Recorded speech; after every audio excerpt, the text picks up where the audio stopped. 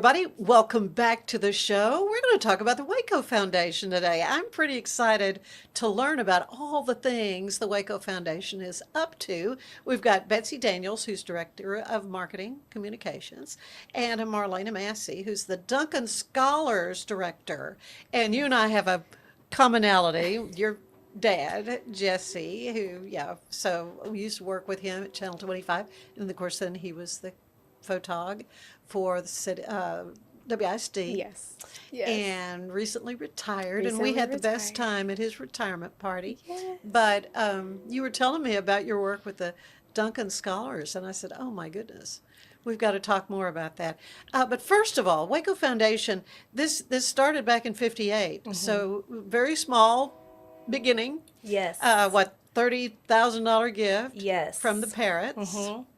And now it's like millions and millions. Yes. So the foundation currently manages over $150 million in charitable assets. So we have grown quite a bit over the years. Well, and what that means to the community over the years, because this money, well, you're pretty targeted, aren't you? I mean, the mission of what you're doing, stewardship, integrity, humility. I love that. And looking at your website, what do those three keywords mean to you, Marlayna? I feel like it means it really encompasses Waco and all what Waco is and what we try to provide to Waco.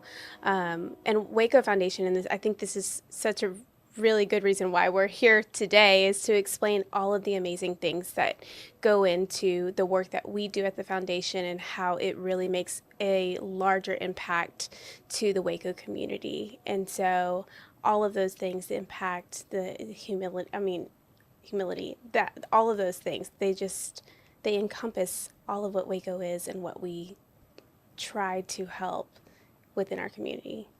Well, specifically, the Duncan Scholars, this is partnering with WISD, right? In finding students to help them become successful in their secondary education, right? That's correct. And their further education. Yeah, so currently our partnership is at Waco ISD, so we would partner with Waco High School and University High School, and we select our students from there. Yeah, so what does this mean, and how many students do you deal with? So currently we are taking just a small percentage of students who counselors help us determine would be a really good fit in the Duncan Scholars Program. And the reason why is because we are helping support these students go to McLennan Community College. And so these are students that would be, that have high potential of being successful at MCC, and then potentially have the opportunity to transfer to the University Center or to Baylor University. Mm-hmm. So it's strictly that track, or what? Do you have an involvement like with TSTC?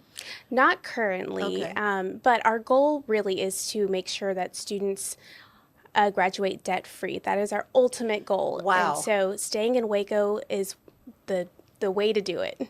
Yeah. Oh, no question about that. That's exciting. So how long, Marlayna, have you been with the Waco Foundation? Well, the Waco Foundation. So I've been at Waco Foundation since 2021, so it's about 4 years.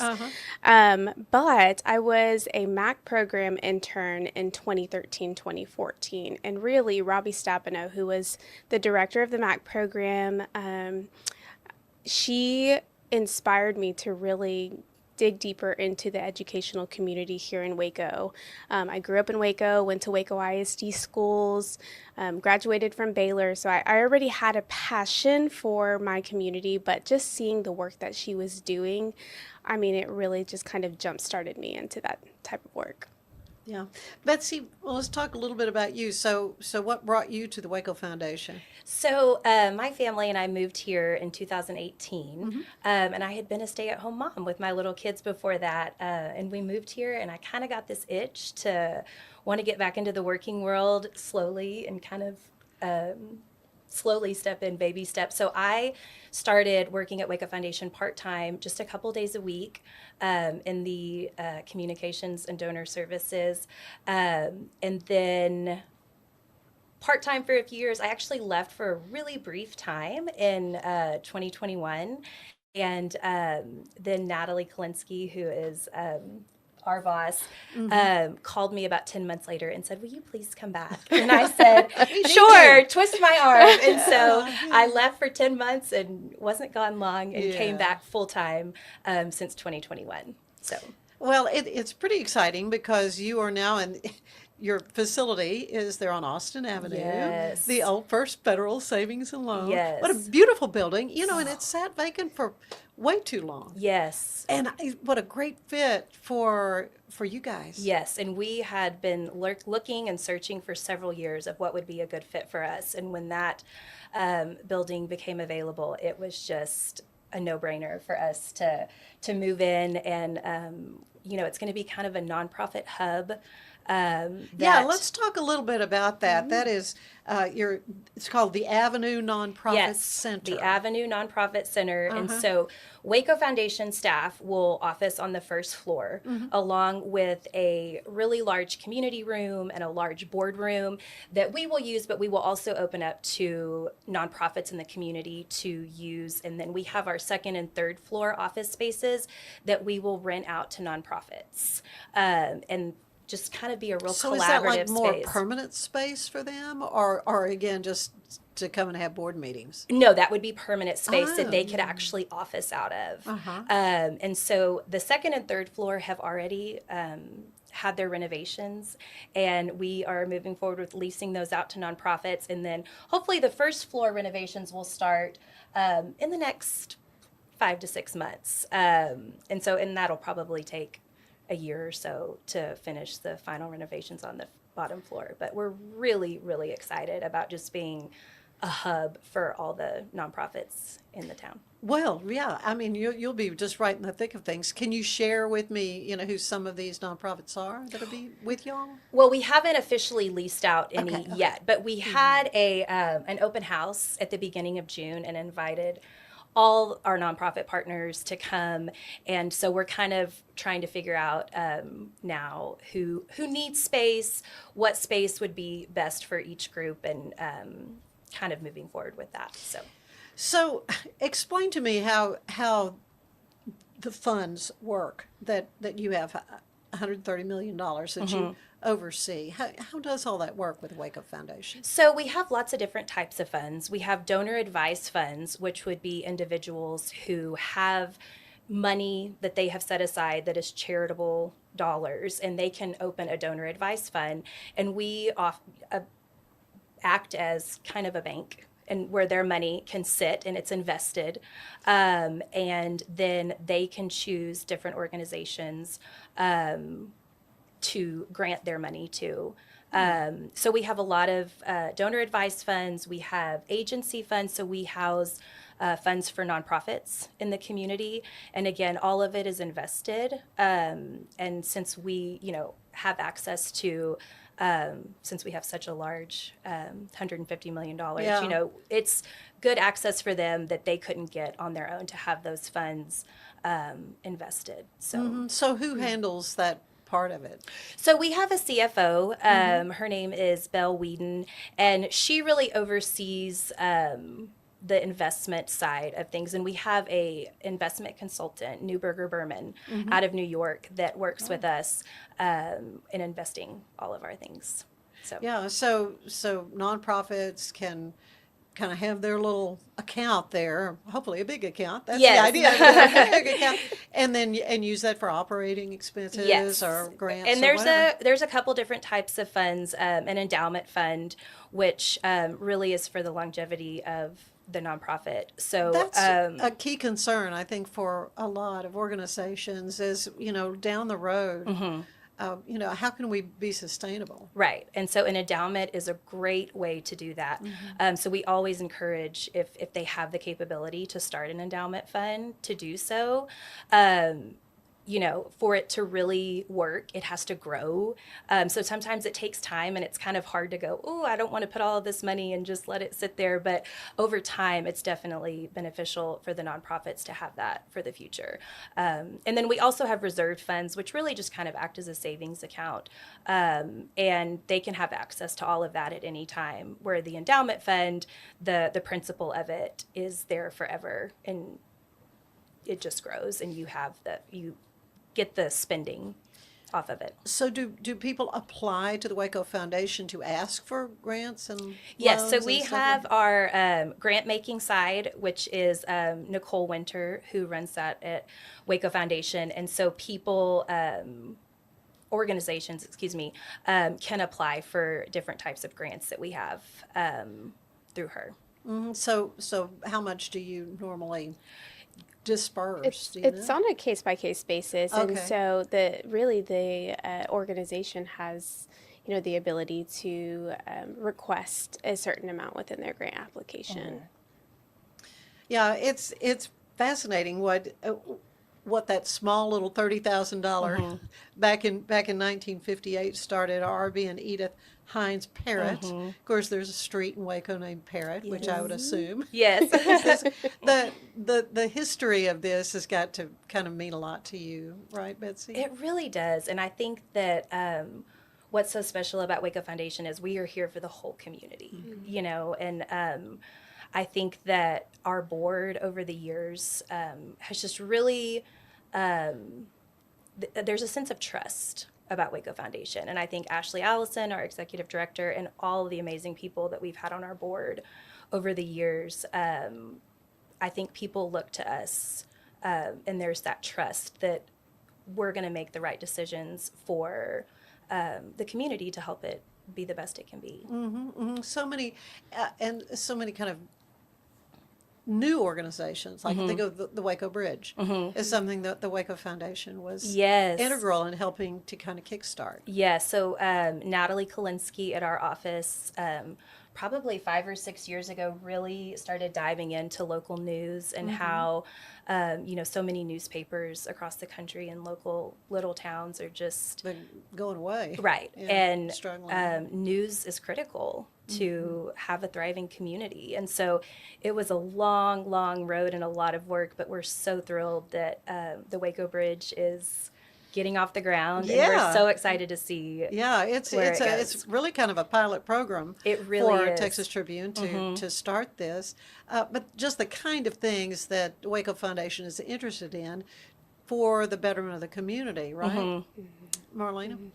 Yeah, for sure. I mean, and it's so exciting too to see that there are people within our community that are already like engaging with Waco Bridge, and really, I mean, even the new employees of Waco Bridge, they are community people. They are people that have been in our community, have been, you know, are very much aware of all of the things that have already been happening in the history of all of it, and so it's exciting to kind of see this pilot start.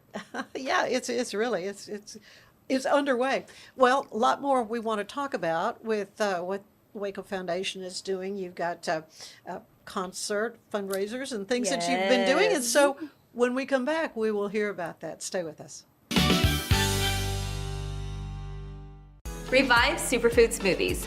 Pill, pour, blend, and enjoy. All within the comfort of my own home.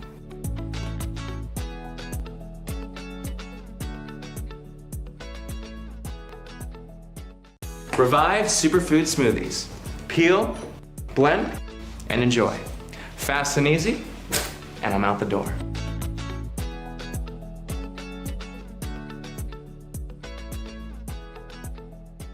It is exciting to hear about the great work of the Waco Foundation. Stay with us. Coming up, we'll be hearing from Elizabeth Riley, our Act Locally news reporter. This is the Sonos Arc Ultra, and this is what you need to know about. It represents one of the easiest ways to get into high-quality home cinema without loads of cables and faffing around. And that's because the Arc Ultra provides full Dolby Atmos without any rear speakers thanks to its sound motion technology. And Sonos is actually calling sound motion one of the most significant breakthroughs in audio engineering in nearly 100 years. It's an amazing setup, it sounds absolutely fantastic, I love the absence of fat. If you're a Sonos person, there's a reason you're watching this video. Let's unbox the all-new Walking Pad X21. It is the hottest thing on the fitness market right now. Whew. I like it. I like it a lot. Well done, Walking Pad.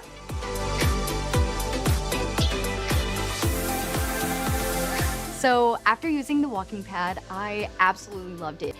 For the price, I adore it. I highly recommend it.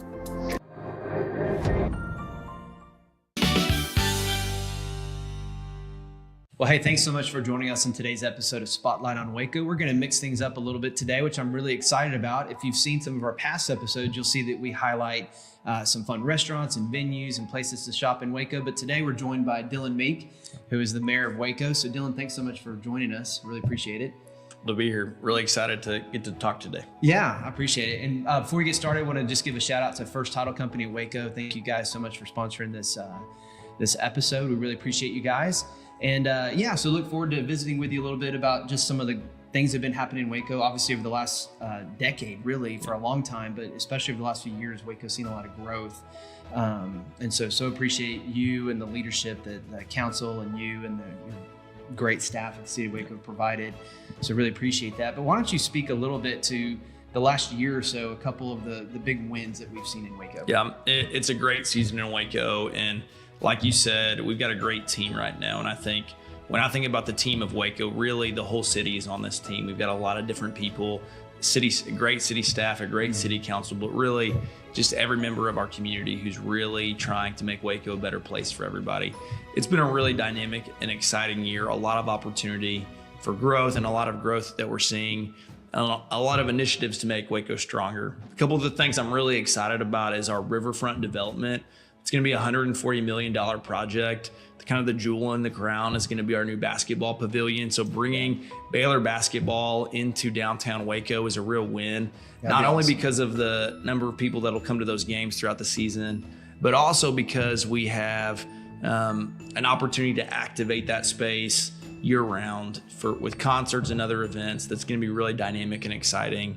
And we have the rest of the riverfront development under construction right now. I'm really excited about some of the stuff in progress, the restaurants that are looking at coming on the riverfront.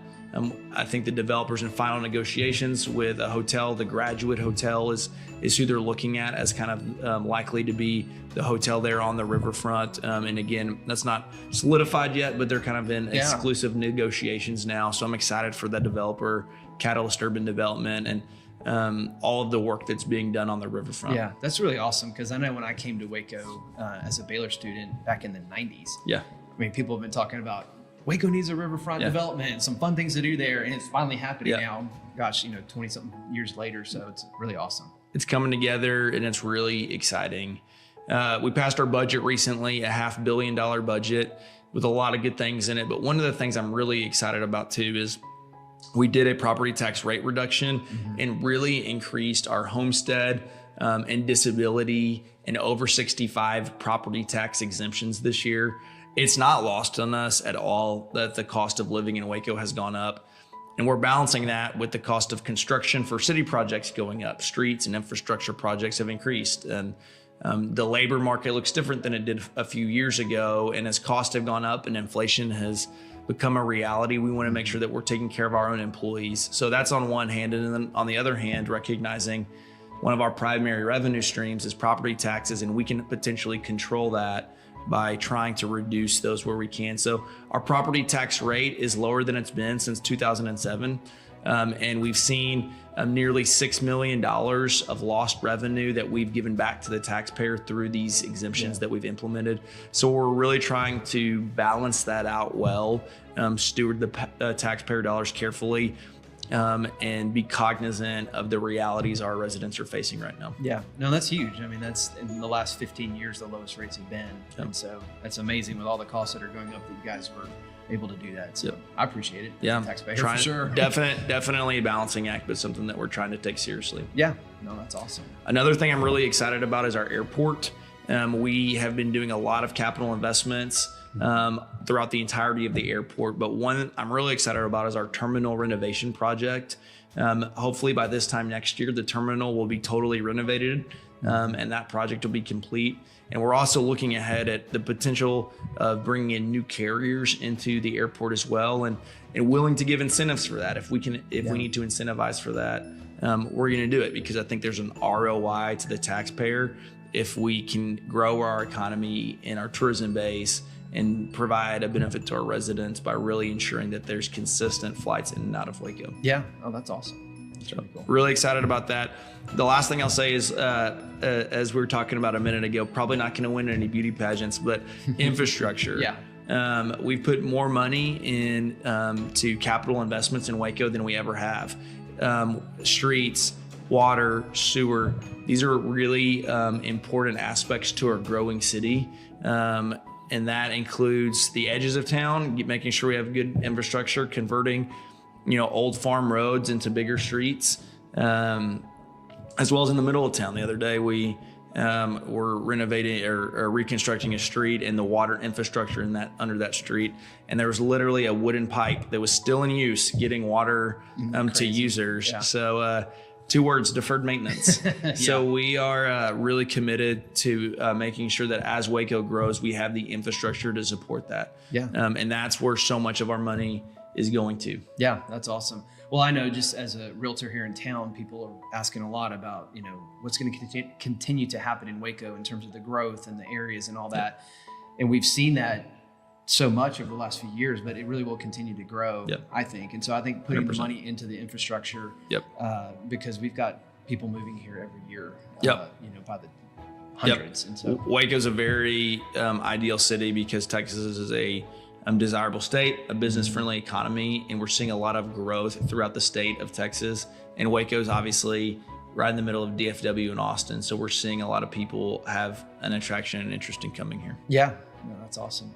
Well, that's great. What would you say moving into 2023 and beyond that you see as maybe 2 or 3 areas of continued growth or challenges that might be before us of how do we continue to be a business, family-friendly environment for the people of Waco? Housing is definitely one of the top concerns, and it's interesting where we kind of are in the market right now, but we definitely have a strong commitment to really trying to deploy strategies to increase the affordable housing supply in Waco and increase the housing supply period in Waco. We did a study recently that showed we have about 5,000 too few of houses than we need right now. And so we're committed to trying to deploy strategies in the core of the city and on the edges of the city to make sure there's affordable housing stock. We've looked at housing, our housing study. We have a housing study that we're going to be deploying. So I'm really excited about that. Yeah, that's awesome. Continued infrastructure is going to be another priority. Like I mentioned, really making sure that we get roads and water into the edges of the city where we're seeing so much growth in a thoughtful, strategic, proactive way is going to be really important. I think you're going to continue to see a lot of economic development in Waco. We see a lot of growth in the economy and exciting business announcements coming. And one of the things I really want to do is make sure that we're connecting people in our community to wealth building opportunities, particularly the most vulnerable and financially secure. Really want to make sure that those guys, that our community members have access to wealth. And so how do we support entrepreneurs and also connect people to job and job training opportunities? Yeah, no, that's awesome. Well, I appreciate that. And I look forward to having, further conversations with you about especially the housing, but continuing how to grow a community, grow businesses, everything that's going on that's awesome that we didn't even talk about with like parks and recreation and other aspects of the city that are just blowing and going as well. So excited to do it, man. Again, thanks so much for joining us today. 100%. Again, thanks to First Title for sponsoring this video. As always, guys, please, follow us, like the channel. We'd love to connect with you in further episodes. And if you have any questions that you're like, hey, we talk with Dylan in the future, specific questions, please message us. We'd love to address those as well. Thank you so much.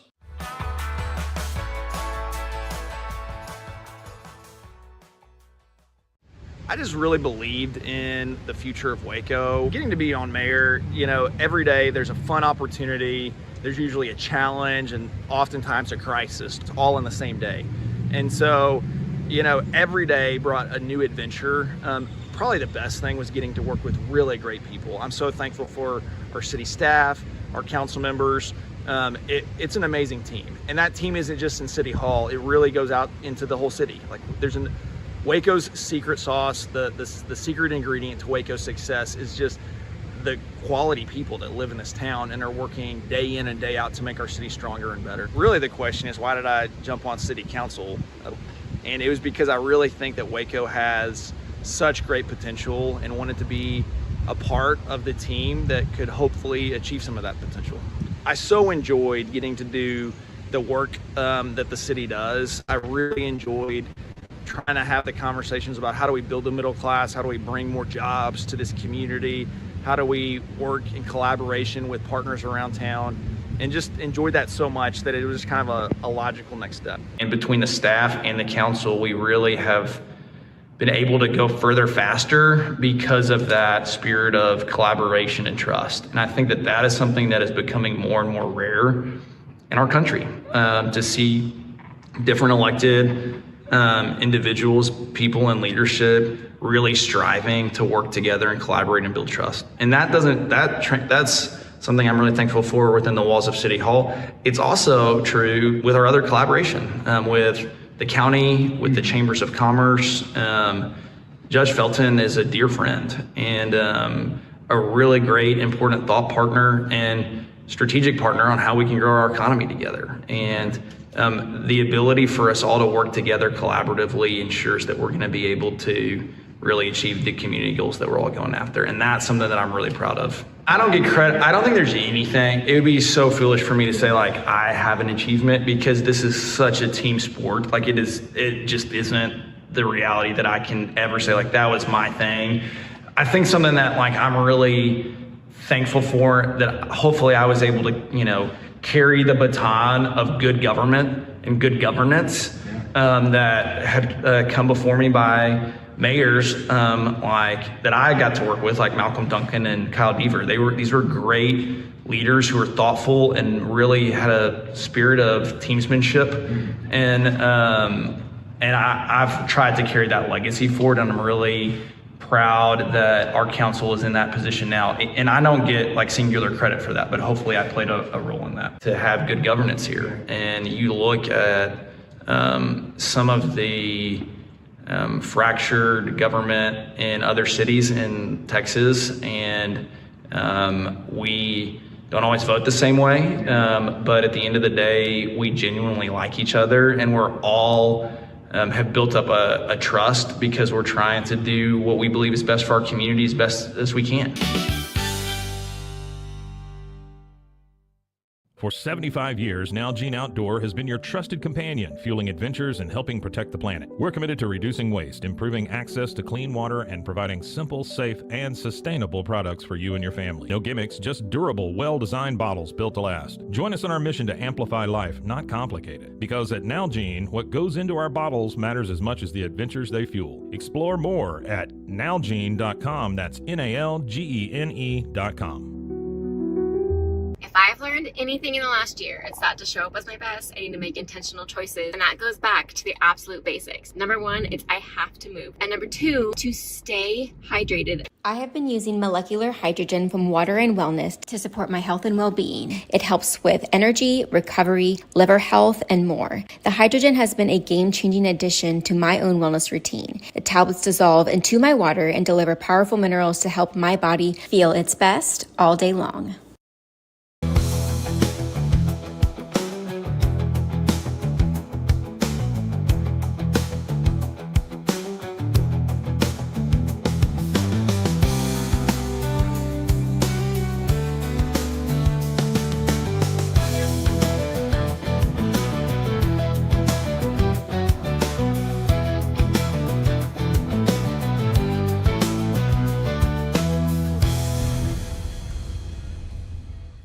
Natural Cycles identifies your fertile window by analyzing changes in your temperature. It's the first FDA-cleared birth control app. No hormones, no side effects, and 93% effective with typical use, and 98% effective with perfect use.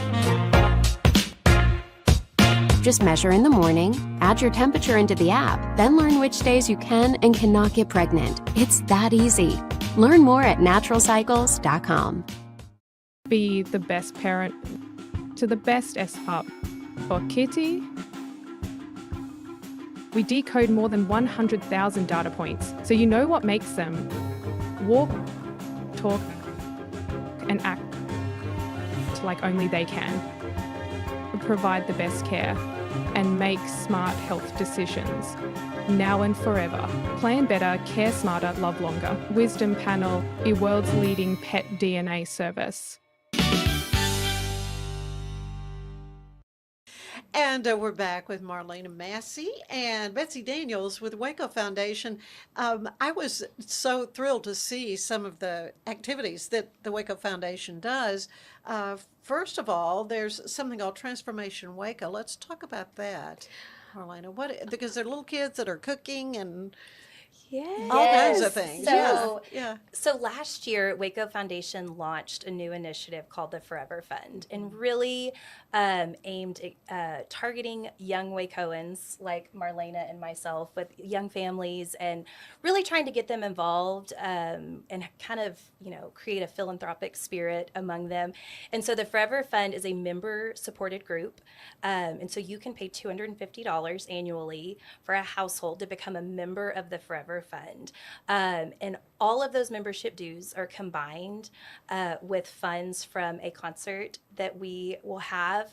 And each year, the Forever Fund members get to choose an organization locally that will receive the funds. And so last year, in our inaugural year, Transformation Waco received the first Forever Fund grant, which was so exciting, and because they do such great work. They partner with Waco ISD students and families, and like you said, they do after school programs where they're equipping the kids with how to make a meal. And not only do they teach them how to do it, but they get to take it home to their families. And it was just really neat. And they have the Rappaport Eye Clinic where students in Waco ISD get to come, and they have an optometrist on staff that sees kids several days a week, and they do eye exams right in there. They have a wall of glasses just like if you went. Really? And it's all free of charge to the kids. And that was a really neat experience. Some of our Forever Fund committee members got to go and visit. People don't think about that, but for some, just the expense of going, and for a child, if they're not really seeing the board do well, it's going to impact their ability to learn. Right. And sometimes they don't even realize they can't. Right. They don't know they're not seeing. Right. And so that they do so much great work, and we were so thrilled for them to receive our first grant with the Forever Fund. So, back to the Duncan Scholars, you're working with specific students, right? And kind of helping them with coaching and a lot of different aspects as far as trying to ensure their success in school, right? Right. Do you have do you have one-on-one time with these students? Yes. In what you're doing? Yes. So we actually started the program, piloted it as well, starting in 2022 with our 2023 seniors. So we are actually just in our third year of, our third group graduating from high school and then continuing to MCC. And so how many students? So currently we have around 100 students attending MCC starting in the fall. And then we will make our selection of new seniors starting in the fall as well. So currently we meet with students one-on-one. We require them to meet at least one-on-one with us twice per semester, so we can check in on them, make sure things are going right, especially within their senior year. There is so much going on, from applying to colleges, applying to scholarship, applying to financial aid, all of those things that students, especially first-generation students, I was going to might say, not I have. bet some are first generation. Yes, actually around 80% of our students are first-generation really? students, and so that's a pretty high population, and there's just so much work still to be done with these kiddos, and we have so much fun meeting with them, being on campus with them, building those relationships, making sure that they know that we're here for them, and our ultimate goal is for them to graduate with a degree, hopefully debt-free. I have to brag on Marlayna some more, and Yvette, her counterpart. They really have created a culture for these kids, and it's beyond just finance. They are there with them when hurdles come along, in all different circumstances, and they really they just do so much with these kids, and it is really, really neat to watch. I'm so excited to learn more about that. Got another question. What's the Pie Society? So Pie Society is a legacy society. So leaving a piece of your pie to the community. Okay. So that's where the pie comes in. So it would be if a donor decided that upon their death, that they would leave a percentage of their estate to a local nonprofit. And that doesn't have to be Waco Foundation, but we just are trying to encourage planned giving for all of our local nonprofits. And so it's something that we started, I think, in 2018. So it's been around a little bit. Yeah, and so it's just a way to let people know that, you know, it doesn't have to be right now when you are living to donate, but more just for after planning for after you're gone. The Pie Society. So you do have a lot of different ways for folks to give. Yes. And it's, of course, your website is wonderful. It's a lot of information on it. Yes. Frankly, you have a lot of things to see.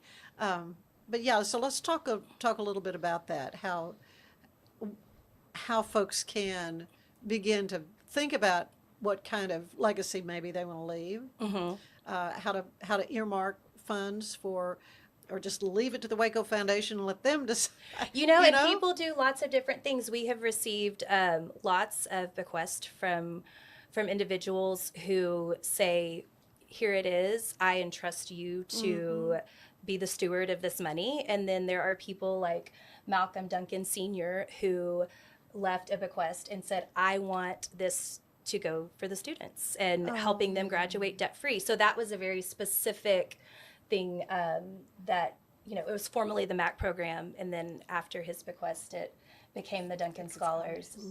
So I think it just kind of depends on if a donor has a very specific interest in something, or if they just know that needs change over time and trust our board to make those right decisions when problems come up in the community. Well, let's talk a little bit about the board. Tell me who all.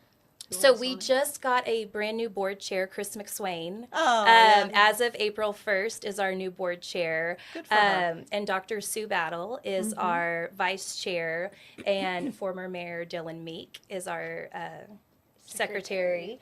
And then we have so many great community members. We have Mike Raymond, Melly Whitcliffe, Walter Abercrombie is a fairly new trustee. Trying to think. I may be putting you on the spot. That's okay. That's okay. But our board, they serve 2 5-year terms on our board. I was stunned to see how long. So it is a very long time, but it feels. And Sherman Ayers, right? He just stepped down, and Malcolm Duncan Jr. also just rolled off our board. It's just, it feels like the time, it is very long, but it's just know. You need that longevity, yes. I think. And I think that is why our board is so successful in the way it is. Yeah, I've never heard of a board service that long. Yes, so it is a very long time, but they really get to know what's going on, because sometimes things like the nonprofit news, that was years in the making, and if you had turnover every year, it's really hard to know all of that history of things that really do take some time to, so. And to have that institutional knowledge of what the community deems as important too, which is a big part of what you do, I think, right? Yes, for sure. Yeah, it's really, to me, it's a joy to get to learn more about the Waco Foundation, something I've always heard of, and been involved in some other nonprofits that have money in the Waco, and how all that works. But yeah, it's something that's so necessary for a community to keep the health of these nonprofits, and it seems like we've got a lot of these organizations. Yes, and one other thing that I don't think we've mentioned that we do, our capacity building, is we not only financially support the nonprofits, but we bring in experts in the fields of fundraising and board governance, and we offer trainings to nonprofits so they can build their board to be as good as it can be, and fundraising, because that's a huge part of nonprofits is the fundraising. And so we offer these capacity building trainings to nonprofits as a part of our grant making side of things. So it's not just giving money. It's really training them and allowing them to be successful. Yeah, the philanthropy in the community, though, is so heartwarming to It is. see. I mean, this is such a giving. Oh, yes, it really is. Well, it's exciting for me to learn more about it and what all you're doing. How can folks help with what you're doing at the Waco Foundation aside from just giving? I mean, do you have opportunity for people to volunteer and help with things, or? Yeah. So with Duncan Scholars specifically, we love to have volunteers. We love to have community members, community leaders come in and speak with our students, especially if they're from Waco and they are a product of the University Center at MCC, or just, graduated with a degree, and tell about their story and how they've come to where they are now is so important for our kiddos to see, but even to potentially have mentors. Or every year we do a retreat for our students as well. And so we are joining 2 high school cohorts into one. And so sometimes we can be a little bit shy with each other. And so we really try to bring in that sense of community within our cohorts on this in the summers. And so we've had amazing speakers, amazing trainers come in and meet with our kids. Dr. Mito Diaz-Espinoza, who's the new CEO and chair of the Hispanic Chamber of Commerce. Yeah. He has been with our group for 2 summers now, providing first generation trainings to our kiddos. And I mean, just there have been so many partners that we've had even here at the Alico. We partner with American Life to actually bring our kids to the top of the Alico building, which is really fun. I've not been up there yet. Before I had that experience one time with Leadership Waco, and I was like, our kids need to do this. This is a big Waco bucket list item. No and kidding. So we just, anything really that a community member would like to share with our students, we're so happy to have them join us, for sure. And of course, we know where you are now. Yes. Right yes. there on Austin Avenue. And you say the space has pretty much been renovated, and The second and Just third about floor good to go? are ready to go. And so we're actually, Waco Foundation right now is officing at the building next door at 1200 Austin. And it shares a parking lot, so it's right there. But that's where we are now until we can get into the first floor of the new space. But it's exciting. There's lots of exciting things going on. Well, you ladies are just knocking it out of the park. I'm so excited to see what's happening there, and to see how you're able to help all these nonprofits in this community and foundations and so forth that are so needed in a community. I also too wanted to brag on Betsy, because the whole Forever Fund, the idea, all of the concept, all was her doing. Oh. And I mean, you started off as going to it was a trip to Abilene, correct? And then that's where the idea was kind of sparked. So the Community Foundation in Abilene, which that's where I'm from, has a giving circle like this. And so we went several summers ago and visited with them. And theirs has been around for quite some time and very successful. But we really just wanted to engage with that younger generation who kind of goes, yeah, I know about Waco Foundation, but I don't really know what they do. And so the Forever Fund really gives an opportunity, kind of a full circle moment, to be philanthropic, to learn about some of our nonprofits and how the grant making works. It really kind of is just a full circle way for young Wacoans to see what we get to do. So. Yeah. And I mean, you had the concert. We talked about the Yes. concert at the Silos. Long Live the Songwriters. Yes. Is this something you're doing the same format every year? So and what time of year do you do that? Yes, so we have membership open right now. Okay. And so you can go to our website at wacofoundation.org/foreverfund. And we So is there an age No. limit? Okay. So, and while we are targeting young Wacoans, I was going to say you take old Wacoans. yes, we take the young at heart also. Really, it's just for anybody that really wants to get involved, but we also kept in mind that young people are very busy, and you have your jobs, you have your children, you have your nonprofit boards that you serve on, and all of these things. So it is designed to be not time, to not have a lot of time, unless, we have asked people to be on our committees, but even that is a very small time commitment. And so we really just want it to be easy, an easy way to give back.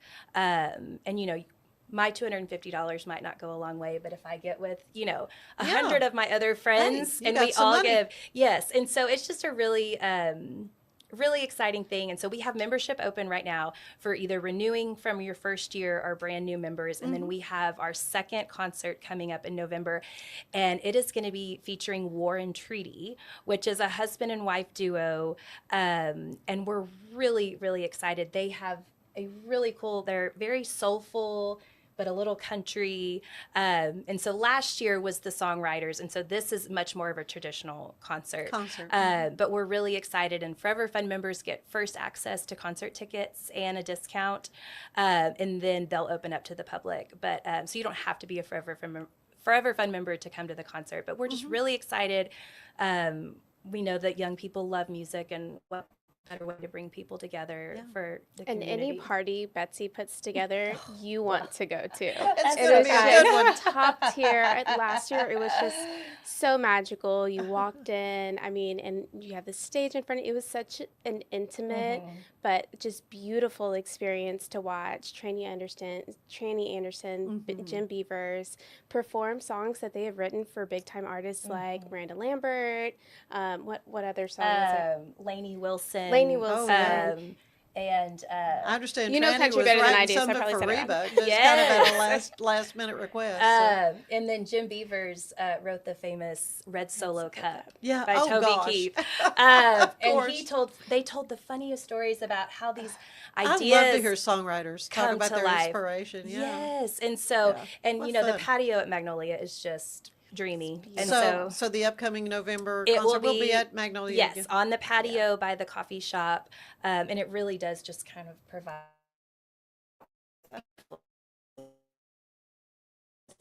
Just a shot of adrenaline there in the Waco Foundation family. I mean, what a fun thing you've got going on. Really appreciate you both so much. Thank you so much for having us. Yeah, you'll have to come back. Yes, we definitely will. Right. Thank you, Marlayna. And Thank you. Betsy, yeah. Stay with us. We'll be back. Concerns, but also in providing top-notch preventative health care. We're proud to connect pet owners to a vast network of licensed veterinary professionals, ready to address any immediate concerns and expand access to pet care. Book your first appointment today. I just got my Colgate Advanced LED Whitening Treatment in the mail, and I am very excited to have dramatically whiter teeth in just 10 days. My teeth are going to be 6 shades whiter. The treatment is enamel safe and hassle-free. It's even designed for my sensitive teeth. Let's open it up. Inside we have the blue light whitening device. It's a charger for after-age treatment as well. There's a full 10-day supply, and it looks easy to apply. Order yours today at shop.colgate.com.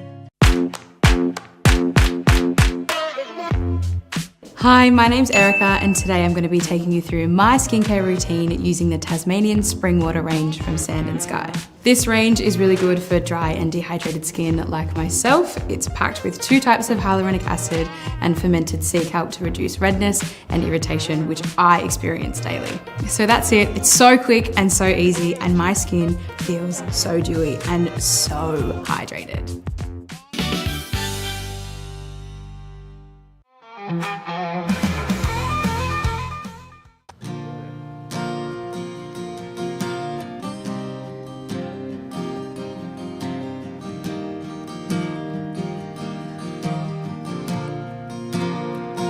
Finally figured out, yeah, the gas tank is running on E. Guess I better slow down so time don't get the best of me. By your sleepy old town, thoughts and memories. No matter how far the distance, freedom don't feel free. I'm crying out, I'm crying out. Where do I belong? Where do I belong? Is it somewhere new, someplace I've known. Where did I go wrong? Where did I go wrong? Where do I belong?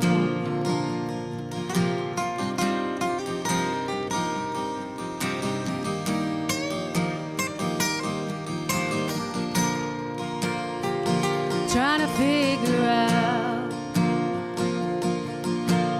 who I'm supposed to be. Am I too far gone? Can I find a purpose in me? By your sleepy old town, thoughts and memories. No matter how far the distance, freedom don't feel free. Crying out, yeah, I'm crying out. Where do I belong? Where do I belong? Is it somewhere new? Someplace I've known. Where did I go wrong? Where did I go wrong? Where do I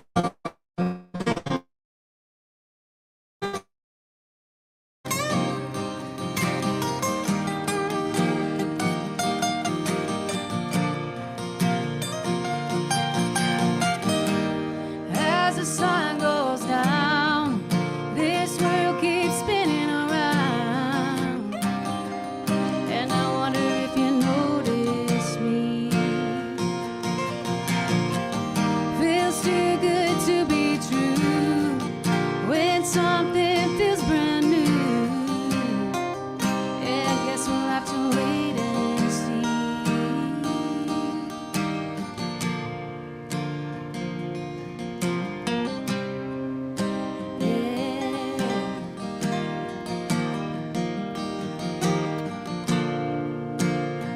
Yeah, I'm crying out, I'm crying out. Where do I belong? Where do I belong?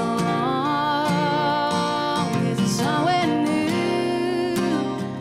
Someplace I've known. Where did I go wrong? Where did I go wrong?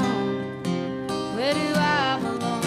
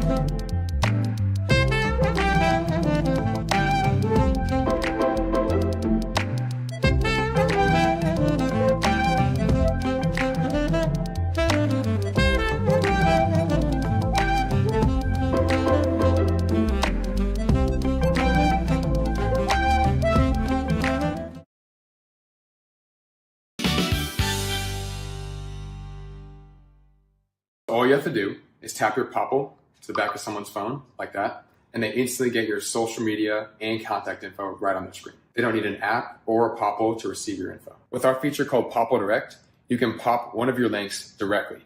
I turned Direct on for Instagram. Now when I pop someone's phone, it opens directly to my Instagram. So get your Popple today and start impressing everyone you meet. Make it pop.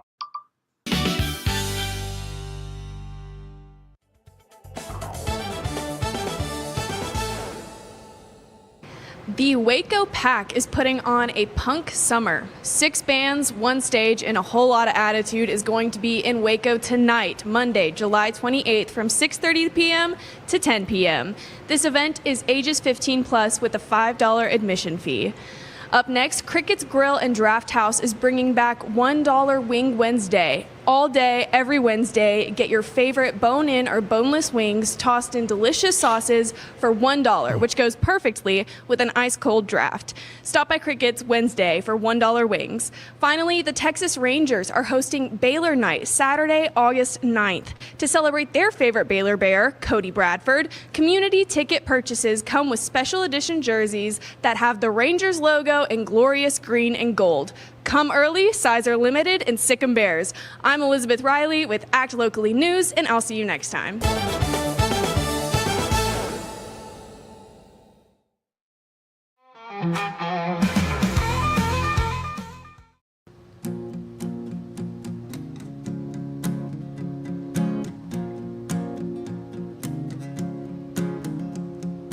Whiskey doesn't hold the fire it used to.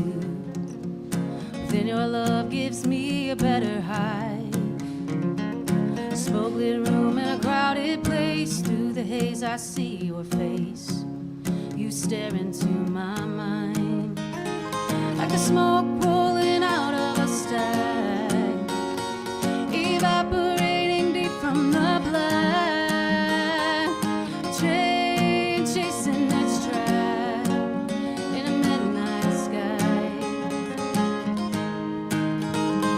Like the rain falling into the wind, overflowing rivers again. Sin washing all of the sin when they see the light.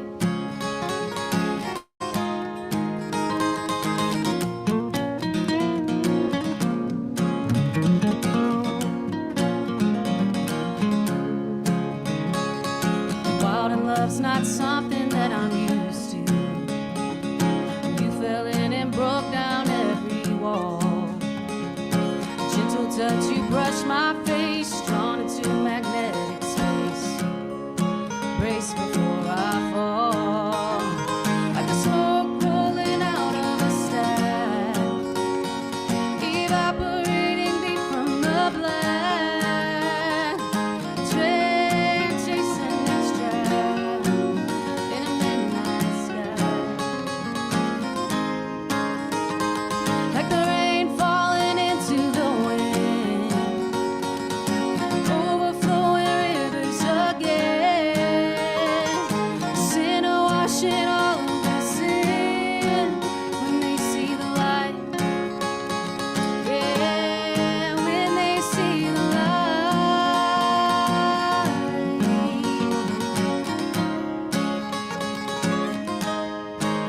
I get high.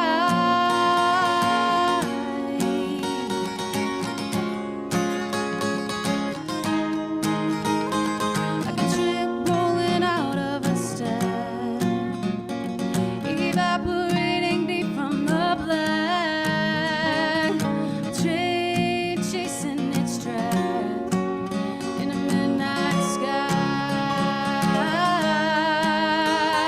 Like the rain falling into the wind, overflowing rivers again. Sin washing all of the sin when they see the light.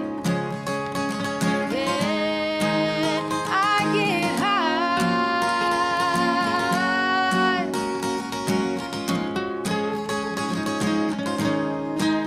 I get high.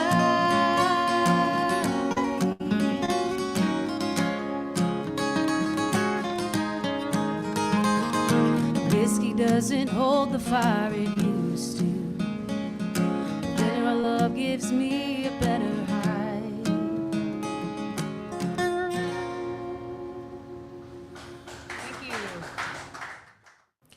Thanks for being with us. Join me tomorrow when we'll get some great information from a local banker, Brad Nimmer, as well as Monica Davila and Christine Schroeder-Morin, who have ways for you to protect yourself from being a victim of abuse.